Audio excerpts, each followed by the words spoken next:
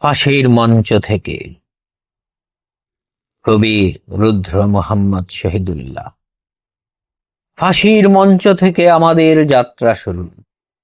এক একটি জন্মের সমান মেধাবী মৃত্যু, এক একটি প্রতিজ্ঞা পুষ্ট মৃত্যুর সোপান।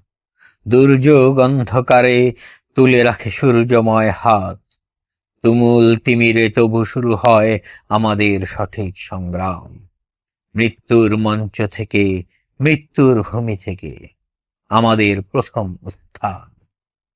যাকে তুমি মৃত্যু বলো, যাকে তুমি বলো শেষ সমূল পতন, আমি তার গভীর লুকানো বিশ্বাসী বারুদের চোখ দেখে বলি, এই সব মৃত্যু কোনো শেষ নয়, কোনো বিনাশ পতন নয়।